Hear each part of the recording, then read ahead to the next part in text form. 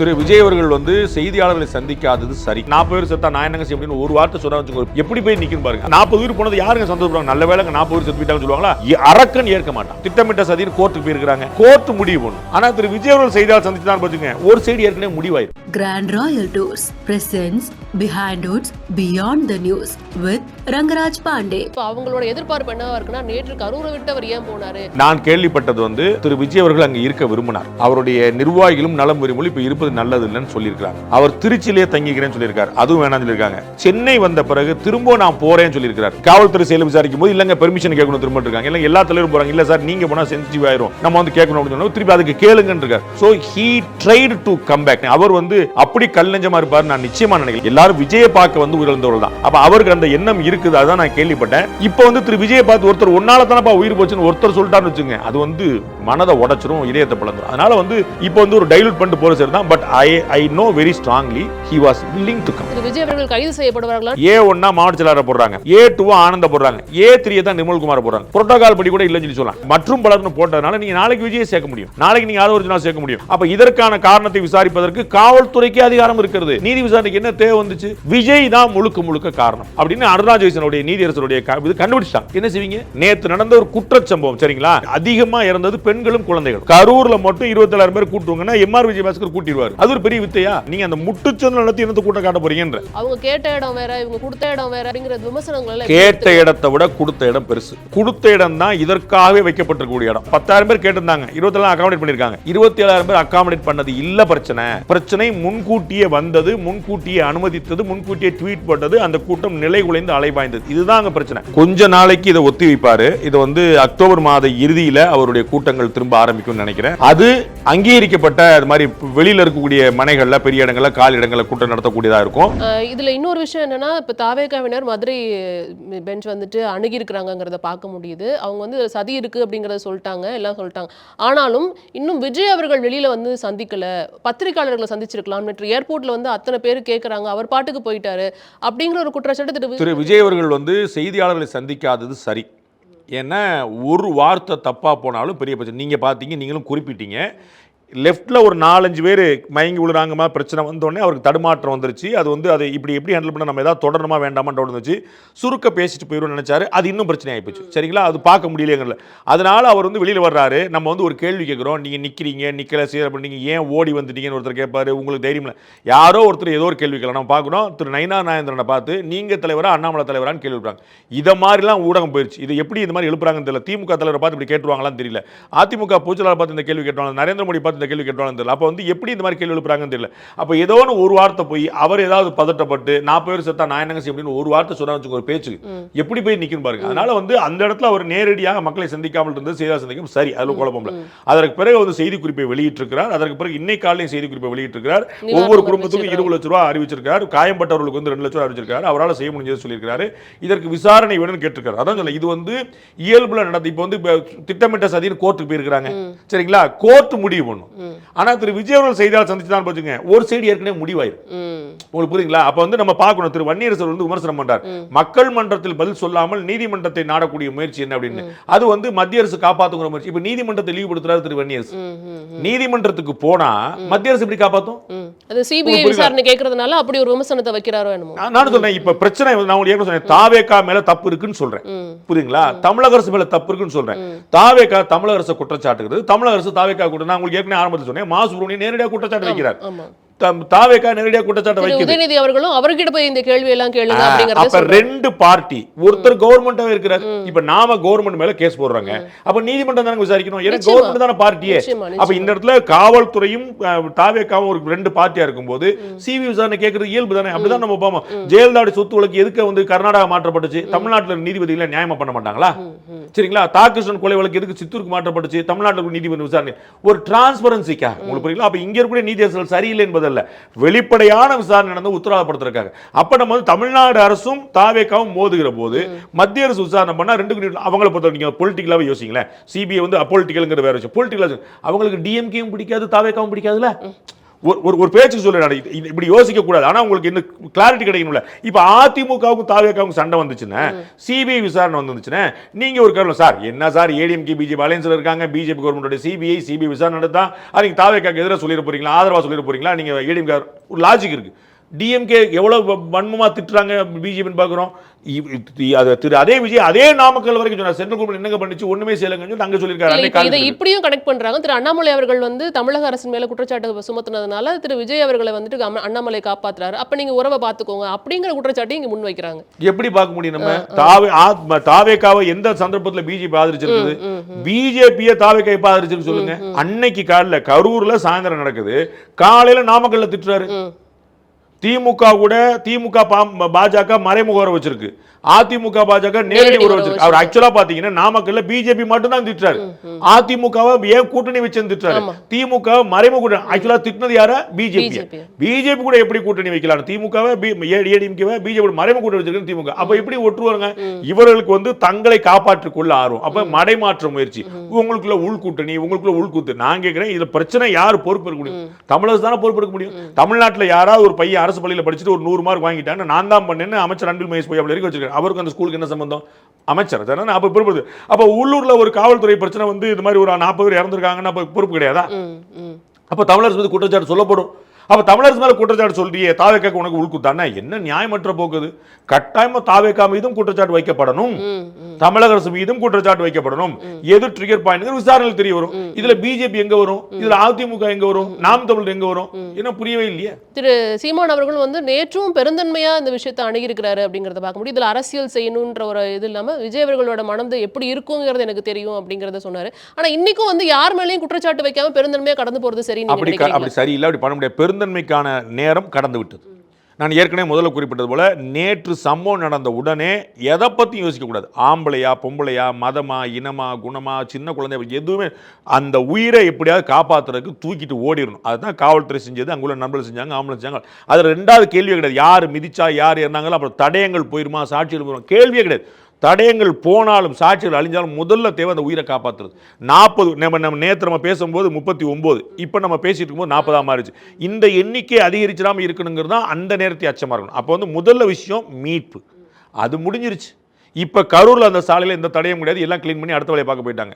அதற்கு அடுத்தது நிவாரணம் தமிழக அரசு கொடுத்துருச்சு, மத்திய அரசு கொடுத்துருச்சு, தாவேக்கா கொடுத்துருச்சு, அதுவும் முடிஞ்சிருச்சு. இப்போ தேவை காரணம், இப்போ விசாரணை தான் வேணும் நமக்கு. அப்போ சந்தேகமே இல்லை வேணும். அப்போ இந்த இடத்துலையும் வந்துட்டு நான் பெருந்தன்மை நடக்கிறேன், விஜய் வேதனைப்படுவார் மறுக்கல, ஸ்டாலின் ஒரு சந்தோஷப்படுவாரா? அவர் வேதனைப்படுவார், அதில் என்ன சந்தேகம்? எல்லாருமே 40 உயிர் போனது யாருங்க சந்தோஷப்படுவாங்க? நல்ல வேலைங்க 40 உயிர் செத்து போயிட்டாங்கன்னு சொல்லுவாங்களா? அரக்கன் ஏற்க மாட்டான், யாருமே ஏற்க மாட்டாங்க. அப்போ எல்லோருக்குமே அதில் வருத்தம் தான். ஓகே, அது செப்பரேட். இப்போ யார் காரணம் கண்டுபிடிக்கணும்ல? மீட்பு முடிந்தது, நிவாரணம் முடிந்தது, இப்போ விசாரணை வேணும். இப்போ விசாரணை தான் அருணா ஜெகதீஷன் தலைமையில் வந்துட்டு விசாரணை குழு அமைப்போம் அப்படின்ட்டு கிட்டத்தட்ட இன்சிடென்ட் நடந்து ஒரு 2 மணி நேரத்தில் வந்து அனௌன்ஸ் பண்ணாங்க. பார்க்க முடிஞ்சது. எனக்கு புரியவே. ஆனால் அருணா ஜெகதீஷன் அவர்கள் ஏற்கனவே கொடுத்த அறிக்கை இவங்க ஃபாலோ பண்ணியிருக்காங்களா அப்படின்னு பார்த்தோம்னா அது கிடையாது. அருணா ஜெகதீசன் அவர்கள் என்ன அறிக்கை கொடுத்தாங்கன்னு முதல்ல சொல்லுங்க. நீங்க அது என்ன அறிக்கை கொடுத்துட்டாங்கன்னு நீங்க வந்து செஞ்சாங்களா இல்லையான்னு கேட்குறீங்க.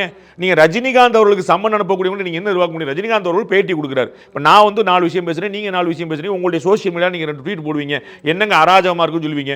உனக்கு அராஜகம் உனக்கு யார் சொன்னா? இங்க வா வந்து பதில் சொல்லுனா என்ன அர்த்தம் இருக்கு? அவர்களுடைய ஆதங்கத்தை வெளிப்படுத்துறார். சமூக விரோதிகள் ஊடுருவிட்டார்கள். என்ன சந்தேகம்?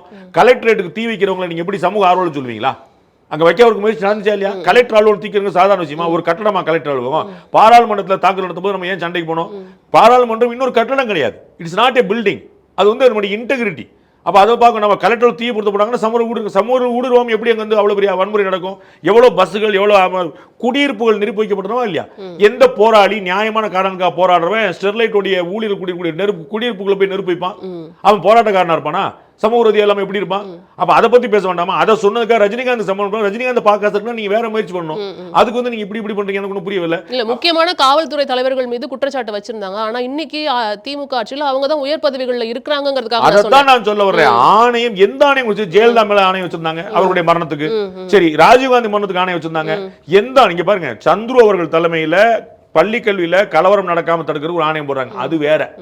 மத்திய மாநில அரசுகள் பற்றின உறவுக்கு ஒரு கமிட்டி அமைக்கிறாங்க, அது வேற. இது மாதிரியான கமிட்டிகள் வந்து ஒரு பொது பிரச்சனை, எதிர்காலத்தில் நாளைக்கு பிரச்சனை வராமல் பார்க்குறது அப்படிங்கிறது வேற. ஆனால் ஒரு குற்றச்சம்பவம், இட்ஸ் எ கிரைம். நேற்று நடந்த ஒரு குற்றச்சம்பவம். சரிங்களா? அப்ப இதற்கான காரணத்தை விசாரிப்பதற்கு காவல்துறைக்கு அதிகாரம் இருக்கிறது. காவல்துறையிலே இதுக்கு ஸ்பெஷல் பிரான்ச் இருக்குது, சிபிசிஐடின்னு. இல்ல மத்திய அரசுடைய காவல்துறை இருக்குது, சிபிஐன்னு. அப்ப இந்த காவல்துறை விசாரிச்சு உடனடியாக கைதுகளை மேற்கொள்ள முடியும், உடனடியாக நடவடிக்கை எடுக்க முடியும். காரணம் யாரு கண்டுபிடிக்க முடியும், காவல்துறையில் அலட்சியமா இருக்காங்க கண்டுபிடிக்க முடியும்னு சொல்லும்போது நீதி விசாரணைக்கு என்ன தேவை வந்துச்சு? இப்போ என்ன முதலமைச்சர் என்ன சொல்லிட்டாரு, நேற்று பிரஸ் மீட் கேட்குறாங்க, சார் அப்படி நடக்குமா அப்படி நடக்குமா, எல்லாம் நீதியரசருடைய விசாரணைக்கு பிறகு முடியும். அப்ப காவல்துறை அதிகாரியுமே யோசிப்பார்ல, நம்ம குறுக்க போனோம்னா, ஏன்னா அவங்க வந்து ரிட்டையர்ட் ஜஸ்டிஸ், ஸோ அவங்க மரியாதை கொடுக்கணும், ரிட்டையர்டு தான், புரியுங்களா, லீகல் வேல்யூ கிடையாது. ஆனால் அந்த மரியாதை உள்ள இருக்குல்ல, ரிட்டையர்ட் ஜட்ஜஸ் நமக்கு எதுக்குப்பா பார்த்துட்டு. அப்போ இதே காவல் அதிகாரி யார் விசாரணை நடத்தணுமோ ஐஓ, அவர் வந்து அந்த நீதியரசர் பின்னாடி போயிட்டு இருப்பார். அப்போ இந்த வழக்கு தொய்யுமா தொய்யாதா? அப்போ எதுக்காக இந்த காவல்துறை விசாரணை நடக்கும்போது இதை சிபிசிஐடிக்கு மாற்றுமா சிபிஐக்கு மாற்றுமான்னு யோசிக்காம இவ்வளோ அவசரமாக நீதி விசாரணை போட வேண்டிய அவசியம் என்ன? யார் கேட்டா? இப்போ உங்களுக்கு என்ன யார் கேட்ட? நீங்கள் என்ன வச்சிருக்கணும் அப்படின்னா, இது போன்ற சம்பவங்கள் இனிமேல் நடக்காமல் இருப்பதற்கு என்ன பண்ணணும்னு கேட்கணும். நீதிமன்றத்துக்காக ஹெல்ப் பண்ண மாதிரி இருக்கும். நாளைக்கு இந்த சம்பவம் நடக்கக்கூடாதுங்க தமிழ்நாட்டில் இனிமேல். அப்போ நம்ம வந்து ராத்திரி, இப்போ நம்ம பார்க்கணும், டாஸ்மாகில் வந்து ராத்திரி 10 மணிக்கு மேலே கிடையாது, பகலில் 12 மணிக்கு முன்னாடி கிடையாது, இப்போ 18 வயசு கீழே வைக்கக்கூடாது, இந்த மாதிரி கணக்கு வச்சுக்கூடாது. இதை மாதிரி நீங்கள் கூட்டம் அப்படி போடக்கூடாது, வெளியே வைக்கக்கூடாது, உள்ளரங்கத்தில் நடக்கணும், ஸ்பீக்கர் போட்டுக்கணும், சோசியல் மீடியாவில் கொடுத்துடணும், அலோவ் பண்ணக்கூடாது, குழந்தைகள் அலோவ் பண்ணக்கூடாது. இப்படி நீங்கள் விதி போடுறதுக்கு அருணாச்சலம் கமிட்டி வச்சுருங்க, நான் வரவேற்கிறேன். இந்த சம்பவம் நடந்தது எப்படிங்கிறதுக்கு அவங்களுக்கு என்ன சம்பந்தம்? அவங்க சரி கண்டுபிடிச்சிட்டு இவங்க தான் காரணம் சொல்லி என்ன செய்வீங்க? இப்போ ஒரு பேச்சுக்கு நான் சொல்றேன் உங்களுக்கு, விஜய் தான் முழுக்க முழுக்க காரணம் அப்படின்னு அருணாச்சலனுடைய நீதியரசருடைய இது கண்டுபிடிச்சிட்டாங்க. என்ன செய்வீங்க? இப்போ அந்த மாவட்ட செயலாளர் மேல வந்து A1 பதிவு பண்ணியிருக்காங்க, அப்புறம் இவர் உஷியானந்த் அவர்கள் மேல A2 பதிவு பண்ணியிருக்காங்க, A3 BNSல போட்டிருக்காங்க. இதுல விஜய் அவர்கள் அவங்க ஏன் சேர்க்கவே இல்லைங்கிற ஒரு கேள்வி சேர்த்திருக்காங்களா? இல்ல, எனக்கு தெரிஞ்சும் இல்ல. இல்ல, அதுவும் யோசிக்க வேண்டிய விஷயம் தான். இது ஏன் அவங்க சேர்க்கவே இல்ல? ஏன் சேர்க்கலாம் திரும்ப பாருங்க, காவல்துறையுடைய ப்ரெரோகேட்டிவ் சொன்னா எல்லாமே தான். அதனால A1 இன்னொன்னு பாருங்க, A1 மாவட்ட செயலாளர் போடுறாங்க, A2 ஆனந்த போடுறாங்க, A3 தான் நிர்மல்குமார் போடுறாங்க. புரோட்டோகால் படி கூட இல்லைன்னு சொல்லி சொல்லலாம். இப்படி நம்ம பண்ண முடியாது. அது வந்து என்ன காரணத்தினால அவங்க தான் முடிவு பண்ணும். மற்றும் பலர்னு சேர்த்து போட்டிருக்காங்க. அந்த மற்றும் பலர்ல ஆதவ அர்ஜுனாவும் விஜய் வருவாங்க நமக்கு தெரியாது. நமக்கு தேவை அருணாச்சலனுடைய ஆணையம் என்ன செய்ய போகுது. சரிங்களா? மற்றும் பலர்னு போட்டதுனால நீங்க நாளைக்கு விஜயை சேர்க்க முடியும், நாளைக்கு நீங்க ஆதவ அர்ஜுனா சேர்க்க முடியும், குற்றப்பத்திரிகை நேரத்தை சேர்க்க முடியும், அடிஷனல் எஃப்ஐஆர் போட முடியும், எஃப்ஐஆர் ஆல்டர் பண்ண முடியும், அடிஷனல் எஃப்ஐஆர் போட முடியும், சார்ஜ் ஷீட் போட முடியும், அடிஷனல் சார்ஜ் போட முடியும். அதனால வாய்ப்பு இருக்கு. நமக்கு வந்து அதுல எந்த பதட்டமும் இல்லை. என்னுடைய கேள்வி, விஜய் மேல வழக்கு போட்டீங்களா இல்லையாங்கிறது இல்ல, ஆணையம் வச்சு என்ன பண்ண போறீங்க? அப்ப அது வந்து இம்மிடியா மாதிரி நிமிஷம் போட்டு என்ன போறீங்க? அதன் மூலமா எவ்வளவு நேரம் வரையும்? நீதியரசர் ஆணையத்துக்கு அங்க வந்து ஒரு இடம் கொடுக்கணும், அவங்களுக்கு டிராவலர்ஸ் பங்களா இடம் கொடுக்கணும், கலெக்டர் ஆஃபீஸ்ல இடம் கொடுக்கணும், 4 பேர் சம்பன் பண்ண போகணும். அது போல காவல்துறை பண்ணிட்டு இருக்கு. இப்போ ஒரு பேச்சுக்கு நீங்க வந்து ஒரு ஐ விட்னஸா இருக்கிறீங்க, உங்களை நான் வந்து போலீஸ்காரரா கூப்பிடுறேன், உங்களை வந்து கலெக்டர் வந்து வரதுக்கு கூப்பிடுறாங்க, அவர் எங்க போற நான் பார்க்கலங்கன்றுவார். சாமானிய மக்களுடைய உணர்வு உங்களுக்கு புரியுதா இல்லையா? எதுக்கு நமக்கு வந்து 40 பேர் செத்தா இவங்களுக்கா நாம போய் சாக முடியுமா? நம்ம ஏதோ சொல்ல, அதுல கட்சிக்காரன் சண்டை, தாவேக்காரன் என்ன சொல்லான்னு சண்டைக்கு வருவான், திமுக காரன் என்ன சொல்லான்னு சண்டைக்கு, நமக்கு நான் சாட்சி சொல்லலம்பாங்க. உங்களுக்கு புரியுங்களா? ஒரு விசாரணை உடனடி விசாரணை தீர்வு நோக்கி தள்ளும், பல விசாரணை மறு விசாரணைக்கு தான் தள்ளும். இப்போ நீங்க சொல்றதை வச்சு பார்த்தா அவங்க சிபிசிஐடிக்கே இந்த வழக்கை மாற்றிருக்க வாய்ப்பு இருக்கு, இல்லை காவல்துறையே கையாண்டிருக்க வாய்ப்பு இருக்கு. அது அருணா ஜெகதீசன் அவர்கள் தலைமையில் ஒரு குழு அமைக்கிறதுக்கான முக்கிய காரணம் என்னவா இருக்கும்? எனக்கு புரியலங்கிறதா எனக்கு காரணம், எனக்கு தெரிஞ்ச காரணம். அது வந்து வேற ஏதாவது நோக்கம் இருக்குதான்னு எனக்கு தெரியல. அவ்வளவு தூரம் எனக்கு அரசியல் ஞானம் இல்லை. நம்ம போனா போதான் தெரியும். நாளைக்கு 4 விஷயங்கள் 4 வரும். இப்போ கல்வீச்சு நடந்ததுங்கிறது நேற்று சம்பவம் நடத்தும் போது நமக்கு தெரியல, சரிங்களா? பிறகு இன்னைக்கு காலையில் தெரியுது. தடியை நடத்தணுங்கிற நேற்று சம்பவம் நடக்கும்போது நமக்கு தெரியல, பிறகு வருது. ஒரு செருப்பு வீசப்பட்டாங்கிற நேற்று ராத்திரி நீங்க பார்க்கல, பிறகு நீங்க கவனிக்கிறீங்க. அப்படி பல உண்மைகள் வெளியே வரும். வரட்டும், நமக்கு வந்து பிரச்சனை. அருணாச்சல ஆணையம் எதுக்கு அமைச்சாங்க, அந்த கேப்ல எப்படி அவங்கள்ட்ட பிடிச்சாங்க, அந்த கேப்ல அப்படி அம்மா எப்படி சம்மதிச்சாங்க, இவ்வளவு விஷயங்கள் இருக்கு. அவங்களுக்கான ரூல்ஸ் அண்ட் ரெகுலேஷன் இன்னும் நாம் கண்ணில் பார்க்கல. அது ரொம்ப ஷார்ட் டைம்ல எல்லாம் நடந்திருக்குங்கிறது தான் அதற்கு தேவை என்னங்க? அதுதான் சொல்ல, முதல்ல வந்து இங்க தேவை விசாரணை. இங்க தேவை விசாரணைக்கு காவல்துறைக்கு எல்லா அதிகாரமும் இருக்கு, சட்டப்படி கொடுக்கப்பட்டிருக்கு. To arrest summon, to summon summon, புரியுங்களா? நேரடியா இங்க வான்னு சொல்றாங்க, அங்க போய் விசாரணை, சர்ச்சுக்கு, ரெய்டுக்கு எல்லா வாய்ப்பும் காவல்துறை இருக்கும்போது எந்த வாய்ப்புமே இல்லாம அருணாச்சலம் அவர்கள் விஜயை சம்மன் பண்றாங்கன்னு வச்சுக்கோங்க. விஜய் வர வேண்டிய அவசியம் இல்லை, தெரியுமா? விஜய் வர வேண்டிய அவசியம் இல்லை. அவருடைய வழக்கறிஞர் போலாம், தடை கேட்டு போலாம், மாட்டேன்னு சொல்லலாம், எழுத்து மூலமா கொடுக்குறேன்னு சொல்லலாம். இது என்ன செய்ய போறீங்க நீங்க? ஆனா காவல்துறை சம்மன் போட்டா வரணும். வரலன்னா போலீஸுக்கு வந்து கோர்ட்டுக்கு போய் வாரண்ட் கேட்பாங்க. அப்ப எது மேண்டேட்? அப்ப சம்மன் பண்ணா வர வேணும் அப்படிங்கிற ஒரு மேண்டேட்டா, வரலன்னா வாரண்ட் போடுவாங்க கோர்ட்டுக்கு போய் சொல்லி சொன்ன மேண்டேட்டா, எது பைண்டிங்கா இருக்குது? ஆனா அருணாச்சல நாணயத்துக்கு வந்தானுங்கிற கட்டாயம் கிடையாது. அவங்களுக்கு அரெஸ்ட் பண்ற ரைட்ஸ் இருக்குதா, அவங்களுக்கு கன்ஃபெஷன் வாங்கக்கூடிய ரைட்ஸ் இருக்குதா? ஓகே, அங்க வந்து திரு விஜய் அவர்கள் ஒப்புதல் வாக்கு கொடுத்தார். ஒரு பேச்சுக்கு தான் உதாரணம் சொல்றேன், நான் எந்த உள்நோக்கமும் இல்லாம வேற ஆத ஒரு வச்சுக்கோங்க, மாவட்ட செயலாளரே வச்சுக்கோங்க ஒரு பேச்சுக்கு. மாவட்ட செயலாளர் வந்து நான் தாங்க தப்பு பண்ணிட்டேன், தலைவருக்கு நல்ல பேர் ஓடுறன்னு சொல்லிட்டு கூட்டத்தை கிளப்பி விட்டாங்க அப்படின்னு சொல்லி ஒரு ஒப்புக்கிறாரு வச்சுங்க. ஒரு கன்ஃபெஷன் ஸ்டேட்மெண்ட் கொடுக்குறாரு மாவட்ட தாவேக்காவுடைய கரூர் மாவட்டத்தில், நான் தான் எல்லா தப்புக்கும் காரணம் சொன்னா, is there any legal binding தெரிஞ்சுக்கணும். ஒரு பைண்டிங்கும் கிடையாது. காவல்துறை முன்னாடி கொடுக்க போற பழைய 165 செக்ஷன் மாத்திட்டாங்க, அதுக்கே உரிமை கிடையாது, ஒண்ணும் கிடையாது. சரிங்களா? நீதிபதி முன்னாடி கொடுத்த வாக்குமூலம் தான் செல்லும். காவல்துறை மேல தலையில கட்டி தொங்க விட்டு அடிச்சு வாங்கினா கூட செல்லாது. உங்களுக்கு புரியுங்களா? அது சாட்சியங்களையும் தடயங்களையும் சேகரிக்க உதவும். உங்களுக்கு புரியுங்களா? எங்க பேட்டரி ஒளிச்சு வச்சிருக்கீங்க, எங்க கத்தி ஒளிச்சு வச்சிருக்கீங்க, எங்க அருவாள் ஒளிச்சு வச்சாங்க, ரத்தக்கரை எங்க இருந்துச்சு தெரிஞ்சுக்கிறதுக்கு இந்த விசாரணை உதவும். ஆனா அது வந்து நீதிமன்றத்தில் ஏற்கப்படாது, செல்லாது. அப்ப காவல்துறையுடைய விசாரணை வாக்குமூலமே செல்லாது. அப்படிங்கும் போது நீதியரசர் சட்டம் வந்து ஒருத்தர் ஒப்புதல் வாக்குமூலமே கொடுக்குறாரு, நான் தான் சாமி செஞ்சுட்டேன்றாங்க. என்ன வேல்யூ இருக்கிறதுக்கு? அப்ப லீகல் வேல்யூ இல்லாத ஒரு விஷயத்தை நீங்க விசாரணைக்கு கொடுக்குறீங்க. $1 மில்லியன் கொஸ்டின். நிச்சயமா இது வந்து அடுத்த கட்டத்துல எப்படி நகர போகுதுங்கிறது தெரியல. ஏன்னா இவங்க ஆணையத்துல இருந்து அந்த ரிப்போர்ட்டை பொறுத்து தான் அடுத்த கட்ட நடவடிக்கை எடுக்க போறேங்கிறத சொல்லியிருக்காங்க. நீங்க சொல்லும் போது இன்னும் பல சந்தேகங்கள் எழுப்புது. ஒரு பழைய பழமொழி, சும்மா எதிர்க்கட்சிகள் எல்லாமே எப்பயுமே விமர்சனம் வைப்பாங்க. அது திமுக பண்ணாலும் அதிமுக பண்ணாலும் மாறி மாறி என்னென்ன ஒரு பிரச்சனையை வந்து அப்படியே மூடிடணுமா, என்ன பண்ண ஒன்று தூக்கி கள்ள தூக்கி போடு, இல்லாட்டி வந்து ஆணையத்தை போடுவாங்க. அந்த மாதிரி கொண்டு இதுல எந்த ஏற்கனவே ராஜீவ்காந்தியுடைய மரணம் பற்றின விசாரணை அறிக்கை வந்திருக்கான்னு பாருங்க. சரிங்களா? ஜெயலலிதா அவர்களுடைய மரண அறிக்கையில் வந்து விசாரணையில் என்ன முடிவாக இருக்குன்னு பாருங்க. நீங்க உங்களுக்கு புரியுங்களா? எந்த ஒரு தீர்வுமே கிடைக்காத ஒரு விஷயத்தில் நீங்கள் என்ன சொல்றீங்க? நீதிமன்றம் பல முறை இந்த ஆணையங்களால் என்ன பலன் கேட்டிருக்கு? ஏன்னா நீதிமன்றத்தில் முன்னாள் நீதியரசர்கள் தான் பண்ணுறாங்க. ஆனால் நீதிமன்றத்துக்கு இது என்னங்க பலன்? எவ்வளோ கமிட்டி இருக்குங்க, எவ்வளோ தீர்ப்பு வராமல் இருக்குது, எவ்வளோ முடிவு வராமல் இருக்குது, முடிவில் இம்ப்ளிமெண்டேஷன் வராமல் இருக்குது. என்ன பொறுத்துன்னு யோசிக்கணும்ல. ஏகராஜன் கமிட்டி நீட்டுக்கு போடுறாங்க, அவர் கருத்து கணிப்பு நடத்திட்டு இருக்கிறாரு. மொத்தம் 800 வந்திருக்கு, அதில் வந்து 750 வந்து ஒரு சார், இது கருத்து கணிப்பு கிடையாது, கருத்து கேட்பு, ஒப்பீனியன் போல் கிடையாது, ஒப்பீனியன் கேட்கணும். அப்போ எனக்கு 800 மெயில் வந்துச்சுங்க, 750 மெயில் வந்து நீட் வேண்டாம் இருந்துச்சு. எனக்கு ஒன்றும் புரியலையே. திமுக காரங்க மட்டும் மெயில் போட்டிருந்தாலும் 1.5 கோடி வரணுமே, 1.5 கோடி வரலையே. அப்போ ஆணையங்கள் என்ன செய்யணுங்கிற கேள்வி வரல. அங்கே ஆணையங்களுடைய வேலையே வேற, இங்கே ஆணையங்களுக்கு வேலை இருக்கானே தெரியல. இப்போ அடுத்த கட்டமாக வந்து எதிர்க்கட்சி தலைவர் எடப்பாடி பழனிசாமி அவர்கள் வந்திருந்தாங்க, திரு உதயநிதி அவர்கள் வந்திருந்தது, அதெல்லாம் தொடர்ந்து பார்க்க முடிஞ்சது. இது வந்து அரசாங்கத்து மேலே தான் குற்றச்சாட்டை வந்து சுமத்துறதை பார்க்க முடிஞ்சது.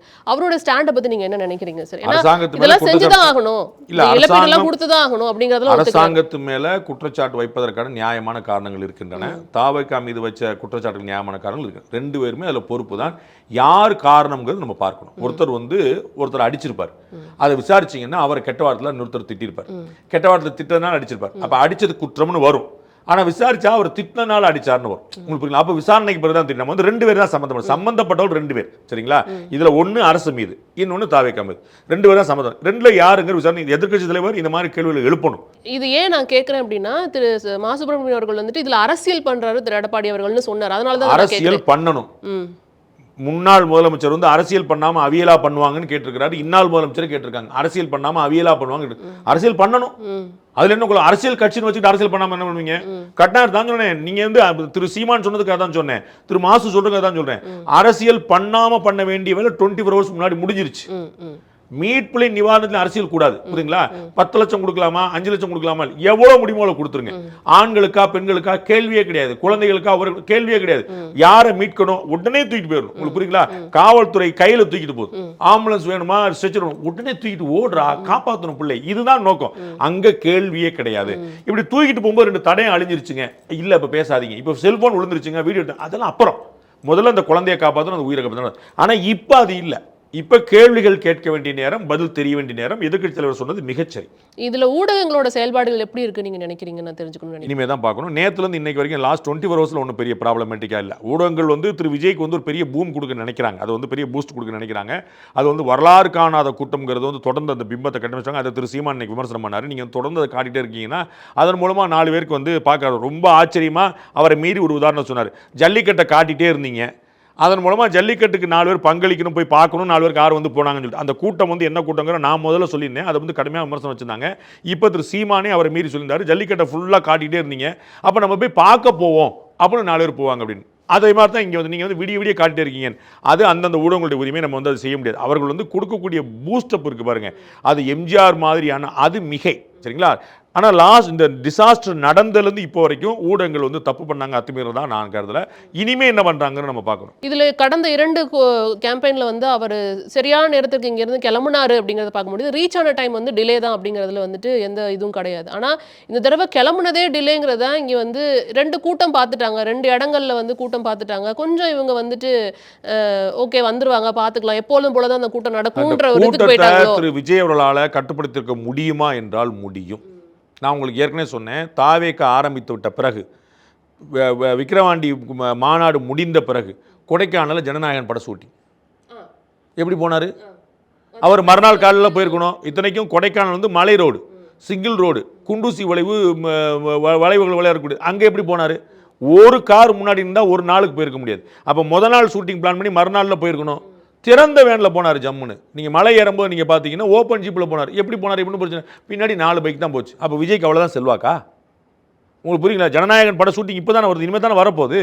நான் சொல்கிறது அதுக்கு தான் சொன்னேன், மாநாட்டுக்கு பிறகுன்றேன், கட்சி ஆரம்பித்த பிறகுன்றேன். ஆனால் என்ன, முத நாளே அறிவிச்சிட்டாங்க நாளை கூட்டம் நடக்க இருக்கிறது, நாளைக்கு ஷூட்டிங் நடக்க இருக்கிறது, தலைவர் வர்றாரு. இதே மதுரை ஏர்போர்ட் வழியாக தான், யாரும் வர வேண்டான்ட்டாங்க, வரல, அவ்வளோதான். அப்போ 12 மணிக்கு வந்தால் போதும், 3 மணிக்கு வந்தால் போதும் ஆர்கனைஸ் பண்ணுறாங்க. நம்ம பார்க்குறோம், உங்களுக்கு 11 மணிக்கு வந்தாங்க, அத்தனை பேர் வந்தாங்க. இதுலேயுமே நான் பார்த்தேன், இந்த 407 குட்டியானை மாதிரியான விஷயங்கள்ல நிறைய பெண்கள்லாம் ஏறி வந்தாங்க. அப்போ யாரோ ஆர்கனைஸ் பண்ணுறாங்க, 10 பேராக கிளம்பி வர்றாங்க, சந்தோஷம். அப்போ எத்தனை மணிக்கு அங்கே இருந்தால் போதும் சொல்லியிருக்கலாம்ல. தலைவர் அங்கே 7 மணிக்கு தான் வர போகிறாரு, 5 மணிக்கு அங்கே கூட்டம் இருக்கிற மாதிரி பாருங்கப்பா, 3 மணிக்கு வந்திருப்பான், ஒன்றும் பிரச்சனை இல்லை. நான் சொல்ல 7 மணிக்கு வரப்போறாரு, 5 மணிக்குன்னு சொல்லியிருக்கீங்க, 3 மணிக்கு வந்துட்டான், ஒன்றும் பிரச்சனை இல்லை. 4 மணி நேரத்தில் 3 மணிக்கு வந்தவங்க 7 மணிக்கு கூட்டம் முடிஞ்சிருக்கு, பிரச்சனை இல்லாமல் போயிருக்கும். நீங்கள் காலைல 10 மணிக்கு வந்து உட்காந்துருக்கு போய் தான் 11 மணிக்கு கூட்டம் போட்டாங்க, அப்புறம் 9 மணிக்கு வந்து போயிருந்தா ராத்திரி 8 மணிக்கு 10 மணி நேரம் ஆயிருது, பாடாதபாடுபட்டாங்க. அப்போ இதை ஆர்கனைஸ் பண்ணியிருக்க முடியுமா முடியாதா? விஜய் அவர்களுடைய மனசாட்சிக்கு தெரியும். இது வந்து எடப்பாடி பழனிசாமி அவர்கள்ட்ட என்ன அறிவுரை சொல்ல விரும்புறீங்க திரு விஜய் அவர்களுக்கு கேட்கும்போது, ஒரு அரசியல் கட்சி தலைவர் இன்னொரு அரசியல் கட்சி தலைவருக்கு அறிவுரை எல்லாம் சொல்ல முடியாது அப்படிங்கிறத சொல்லியிருந்தார். இன்னொன்று என்ன கேட்டிருந்தாங்கன்னா, அனுபவம் வந்து இங்கே குறைவா இருக்கோ அவங்களுக்கு அப்படின்னு கேட்டப்போ கட்சியோட கட்டமைப்பு பற்றி பேசியிருந்தார்.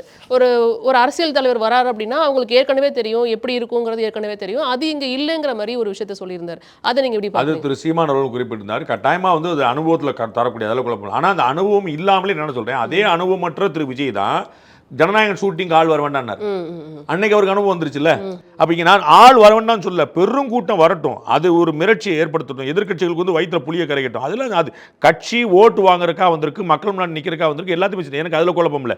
இந்த டயத்தை மெயின்டைன் பண்ணியிருந்தா இந்த ஃபெயிண்ட் ஆகிருக்க மாட்டாங்கல்லன்ற, இந்த மயக்கம் வந்திருக்காது, வெளியில் போக முடியாமல் வந்திருக்காது, நீர்ச்சத்து குறைபாடு வந்திருக்காது, இவ்வளோ காம்ப்ளிகேஷன்ஸ் வந்திருக்காதுல்ல. நீங்கள் பாரு, அதிகமாக இறந்தது பெண்களும் குழந்தைகளும். உங்களுக்கு புரியுங்களா? அப்போ ஆண்களுடைய ஸ்டேமினா கொஞ்சம் பெட்டராக இருந்திருக்கு, ஸ்டேமினா கம்மியாக இருந்த பெண்களும் குழந்தைகளும் பலவீனமாக இருக்காங்க. அதில் கூட்ட நெரிசல், ஏறி மீச்சு போயிட்டு வந்து எல்லாமே நடந்துச்சு. அதுதான் நான் சொல்ல வரேன். நீங்கள் 4 மணிக்கு அவங்க 3 மணிக்கு வர சொல்லியிருந்தா 7 மணிக்கு முடிஞ்சிருந்தா 4 மணி நேரம் பிரச்சனை கிடையாது. நீங்கள் 10 மணி நேரம் ஆக்குறீங்க. அது அப்போ 10 மணி நேரம் எவ்வளோ பெரிய விஷயம். பாத்ரூம் போக வேண்டாமா? தண்ணி தவிக்காதா? ஏதாவது வாயில் சாப்பாடு ஏதாவது போடணும், ஸ்நாக்ஸ் தான் போடணும், போனால் வர முடியுமா? ஒரு முனையில் டீ கடை இருக்குது, போயிட்டு வர முடியுமா? திரும்ப அந்த இடத்துக்கு இது ஏன் இடம் துண்டு போட முடியுமா? சேர் இருக்கா, ரிசர்வேஷன் இருக்கா? அப்போ திரு விஜய் அவர்கள் கட்டாயமாக கட்டமைத்திருக்க முடியும், சரி செய்திருக்க முடியும். நான் ஏற்கனவே உங்களுக்கு குறிப்பிட்டேன், திருச்சியில் முதல் கூட்டத்துக்கு வந்து 7 மணி நேரம் ஆச்சுன்னு வரலாறு பேசுகிறாங்க. அப்புறம் நான் பண்ணது போகும்போது வரவில்லை, அது எப்படி வந்துருச்சு? 3வது கூட்டம் முதல் நாள் நடத்த முடியல, அரியலூருக்கு அப்புறம் பெரம்பலூரில் கூட்டம் நடக்கலை, சரிங்களா? ஆனால் அப்புறம் எப்படி வந்து கரெக்டாக போனாங்க? அப்போ இப்பயே பார்த்தீங்கன்னா நாமக்கல்ல முசிறிக்கு முன்னாடியே 20 கிலோமீட்டர் முன்னாடி வந்து வேன் ஏறிட்டாங்க. அதை நீங்கள் வந்து சிட்டிக்குள்ளே போய் வண்டி வேண்டியதானே? எந்த காரில் போகிறான்னு ஏன் தெரிய வேண்டியிருக்கு உங்களுக்கு? நீங்கள் கார் மாற்ற முடியல, 2 கார் 3 கார் ஒரே மாதிரி போதில்ல. இவர் வந்து சைக்கிளில் ஓட்டு போட போனார்ல, இவர் வந்து சின்ன காரில் ஏறி போயிருக்கிறார்ல, பல மாதம், அதில் ஒன்றும் குழப்பம் இல்லை. நீங்கள் 2 வண்டி மாதிரி போயிருங்க, அவ்வளோதானே கிடச்சி. அங்கே போயிட்டு பக்கத்தில் ஒரு 2 கிலோமீட்டர் 5 கிலோமீட்டர் முன்னாடி போய்க்கிங்க, எவ்வளோ விஷயங்கள் வாய்ப்பு இருக்குது. முதல் நாள் நைட்டு ஃப்ரெண்டு வீட்டில் தங்கிங்க, அங்கே ஊரில் உங்களுக்கு நாமக்கல்ல உங்களுக்கு வீடு கொடுக்க மாட்டாங்களா, பங்களா கொடுப்பாங்க. அப்போ 150 வாய்ப்பு. நான் அவரை சிரமப்பட சொல்ல, புரியுங்களா? அவர் எப்படி பண்ணுங்கிற நான் சொல்ல, ஆனால் வாய்ப்புகள் இருக்குன்னு நான் சொல்ல வரேன். நாளைக்கு 27,000 பேரை ஒரு திருமுனையில் எடப்பாடி பழனிசாமி மேலே கூட்ட முடியாதா? உங்களுக்கு இதே கரூரில் இருக்கக்கூடிய எம்ஆர் விஜயபாஸ்கர் கூட்டிடுவார். கரூரில் மட்டும் 27,000 பேர் கூட்டுவாங்கன்னா எம்ஆர் விஜயபாஸ்கர் கூட்டிடுவார். அது ஒரு பெரிய வித்தையா? அப்போ அவங்க ஆர்கனைஸ் பண்ணுறாங்க, இங்கே எவ்வளோ சரியாக இருந்தால் போதும், இவ்வளோ போதும், அதுதான் கட்டமைப்பு பற்றி சொல்கிறார். அப்போ திரு விஜய் அவர்கள் இந்த கூட்டங்களை ஸ்ட்ரீம் லைன் பண்ணணும், நான் குறைக்க சொல்லலை. நீங்கள் 27,000 பேர் கூட்டம், 40,000 பேர் அடுத்த கூட்டத்துக்கு கூட்டாங்க, அடுத்த கூட்டத்துக்கு 40,000 பேருக்கு ஒன்றுமே பிரச்சனை இல்லை. ஆனால் எங்கே வைக்கணும், எப்போ வைக்கணும், நம்ம எப்போ ரீச்சோம், இதை நீங்கள் ஷெடியூல் பண்ணிக்கங்க. உங்களுடைய பேச்சு வந்து அனல் தெரிக்க போகுது, எதிர்க்க கூட்டம் ஆர்ப்பரிக்க போகுது, பரம சந்தோஷம், எல்லாரும் பத்திரமா வீட்டுக்கு போக போகிறாங்க. இந்த முட்டுச்சந்தில் நீங்கள் ஒரு கூட்டத்தை போட்டு அதில் கூட்டத்தை இந்த ட்ரோன் ஷாட் நீங்கள் எங்கே வேணாலும் நிற்கும்ல. விக்கிரவாண்டி வீசாலையில் கூட்டம் கம்மி நேரம் சொன்னாங்களா? மதுரையில் கூட்டம் கம்மி நேரம் சொன்னாங்களா? ரெண்டும் தனித்திரல் தானே. அது கூட்டம் கம்மி யாரும் சொல்லலையே. திரு செந்தில் பாலாஜி அவர்களுடைய அந்த ஏரியா, கரூர் ஏரியா முப்பெரும் விழா நடந்திருக்கு, அதனால கூட்டம் கூட்டணும்ன்ற ஒரு முனைப்புல இது பண்ணிட்டாங்களோ? அதே கரூர்ல நீங்க போடலாம்லங்க. கரூர்ல தான் நான் அவுட்டர் போட சொல்றேன்.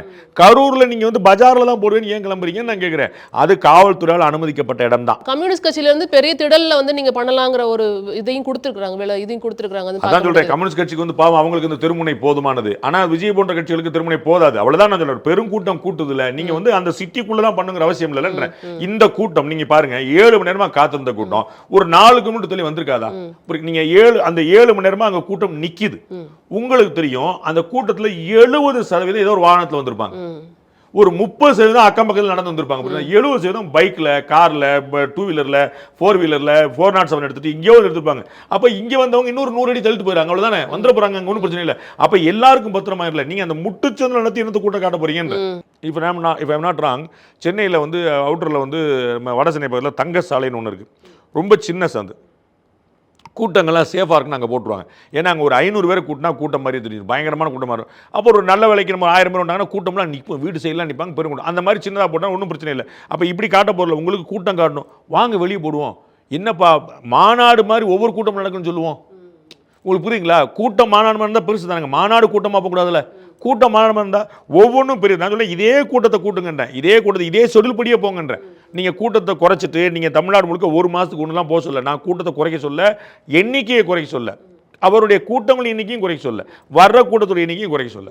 ஆனால் எங்கங்கிறத மாற்றுங்க, எத்தனை மணிங்கிறத மாற்றுங்க, நீங்கள் எப்போ வரீங்கிறது மாற்றுங்க. அப்போ இந்த விமர்சனத்தை வந்து வைக்கிறாங்களா? அங்கே இருக்கிற மக்களே வைக்கிறாங்க. இந்த மாதிரி ஒரு இடத்துல வந்து பெர்மிஷன் கொடுத்துருக்க கூடாது, அவங்க கேட்ட இடம் வேற, இவங்க கொடுத்த இடம் வேற அப்படிங்கிற விமர்சனங்கள் எல்லாம் கேட்ட இடத்தை விட கொடுத்த இடம் பெருசு. இது வந்து நிதர்சனம். கொடுத்த இடம் தான் இதற்காகவே வைக்கப்பட்டிருக்கக்கூடிய இடம். நம்ம சென்னையில நீங்க பாத்தீங்கன்னா திமுகவுக்கு வந்து ரவுண்டானா கொடுத்தாங்க, அதிமுகவுக்கும் தாவேக்காக்கும் இந்த இடம் கொடுத்திருக்காங்க. அதிமுக சேர்ந்தவரே சொல்லிருக்காரு, ரவுண்டானால இருந்து அவுட்டர்ல கொடுத்தாங்க. அப்படியே அந்த சைடு அதர் சைடு. சரி, இன்பதுரை அவர்கள் வந்து சொல்லிருக்கிறத பார்க்க முடிஞ்சது. ரவுண்டானால தான் நாங்க கேட்டோம், திமுகவுக்கு மட்டும் அங்க பர்மிஷன் கொடுத்தீங்க, அதிமுகவுக்கும் தாவேக்காக்கும் இங்க பர்மிஷன் கொடுத்திருக்கீங்கன்னு ட்வீட் போட்டுருக்காரு. டிஜிபி என்ன சொல்றாரு? இதுதான் அனுமதிக்கப்பட்ட இடம். நீங்க சென்னையில பாத்தீங்கன்னா நீங்க வந்து வள்ளூர் கோட்டத்துல ஆர்ப்பாட்டம் தான் அனுமதிப்பாங்க. நீங்க வந்து எல்ஐசி முன்னாடி கடை கொடுக்க மாட்டாங்க. சரிங்களா? அந்தந்த துறையில் உள்ள போற நீங்க ஏடிஎம் இருந்து ஒரு ஆர்ப்பாட்டம் நடத்த போறீங்கன்னு சொன்னா சென்னையில எங்கேயுமே அனுமதி கிடைக்காது, வள்ளூர் கோட்டத்தில் மட்டும் தான் கிடைக்கும். அது அனுமதிக்கப்பட்ட இடம். அப்படி அனுமதிக்கப்பட்ட இடம் வந்து அங்கதான். மாநாடு நடத்துறவங்க உங்களுக்கு ஏற்கனவே முப்பெரும் விழாங்கிற ஒரு மாநாடு டைப். சரிங்களா? அதுக்கு அவங்க அவுட்டர்ல இடம் கேட்கறாங்க. அது வந்து இன்னொரு வண்டி எல்லாம் பார்க் பண்ணாரு, அந்த இடத்துல கொடுத்தாங்க. அது ஒன்றும் பிரச்சனை இல்லை. அதே மாதிரி இவர் கேட்டாருன்னா யாருமே தடுக்க போறல, சந்தோஷமா கொடுத்துருப்பாங்க. சரிங்களா? இவர் பொதுக்கூட்டம்னு இவர் கேட்ட இடம் வேற. அங்க வந்து இன்னும் அவர் வந்து டிஜிபி சொல்றாரு, அங்க உள்ள கமிஷனர் சொல்லியிருக்காங்க, அந்த இடம் வந்து நெருக்கடியான இடம் அவர்கள் கேட்டதை விட. சரிங்களா? அப்போ இந்த இடம் அதோட பெருசு கம்பேர்டுல. அதனால 24 10,000 பேர் கேட்டிருந்தாங்க, 27 அகாமடேட் பண்ணியிருக்காங்க. 27,000 பேர் அகாமடேட் பண்ணது இல்லை பிரச்சனை. நல்லா 27,000 பேர் இல்லை பிரச்சனை. பிரச்சனை முன்கூட்டியே வந்தது, முன்கூட்டியே அனுமதித்தது, முன்கூட்டியே ட்வீட் போட்டது, அந்த கூட்டம் நிலை குலைந்து அலைபாய்ந்தது. இதுதான் அங்கே பிரச்சனை. 27,000 பேர் இப்பயும் தாங்கும்.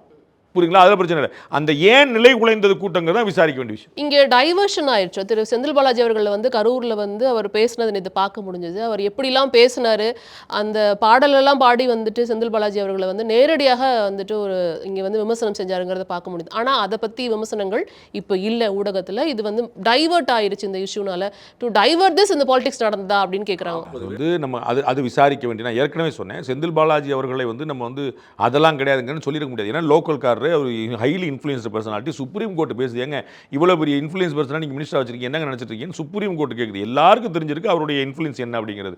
அதுல குழப்பம் இல்லை.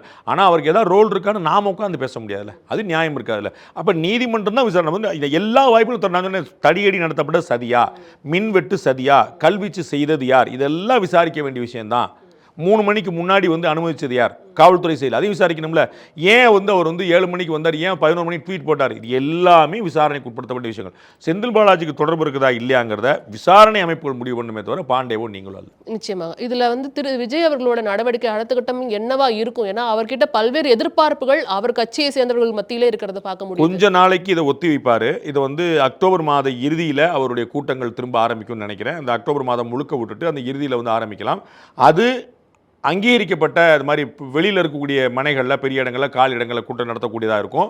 அதை வந்து இந்த மாதிரி சொல்லி பண்ணிக்கூடாதுன்னு நினைக்கிறேன். நேரத்துக்கு வந்துடுவார்னு நினைக்கிறேன். அதெல்லாம் நடந்தால் பரம சந்தோஷம். அப்படி தான் செய்யணும். எல்லா கட்சிகளுக்குமான ஒரு வாய்ப்பாக ஒரு முன்னுதாரணமாக இருக்கக்கூடிய வாய்ப்பு இருக்குது. நம்ம சனிக்கிழமை உங்களுக்கு ஞாபகம் இருக்கும், சனிக்கிழமை ஒரு கூட்டம் போட்டதே சரின்னு சொன்னவன் நான். அதில் வந்து டெய்லி கூட்டம் போட வேண்டிய அவசியம் இல்லை. ஏன்னா வார நாட்கள் இன்னும் அதிகமாக இருக்கும். உங்களுக்கு புரியுங்களா?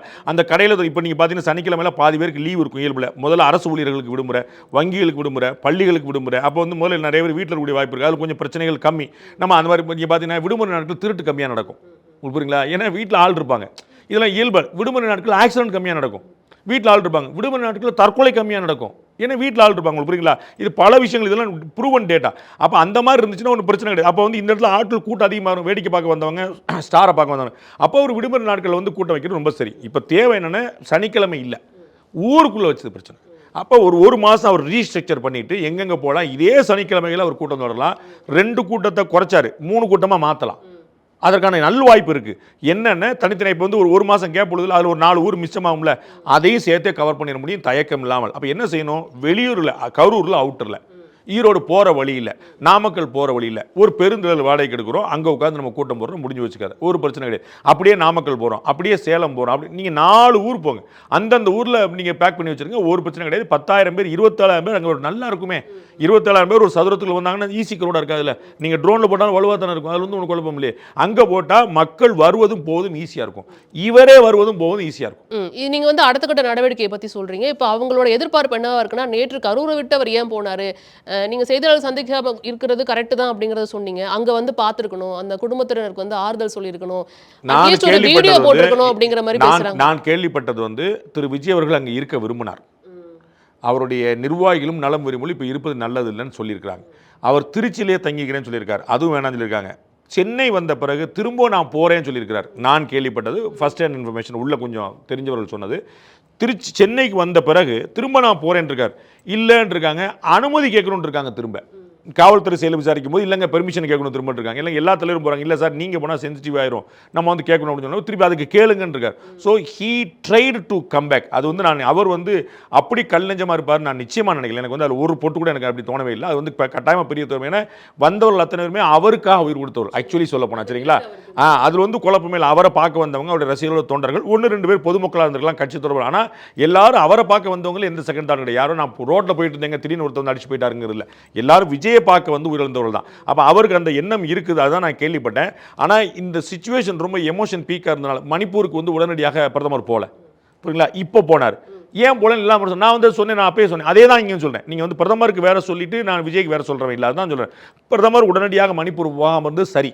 ஏன்னா எமோஷன் பீக்காக இருக்கும்போது ஒருத்தர் கல்லடிச்சா அது வந்து இன்டர்நேஷனல் நியூஸ் ஆப்பு.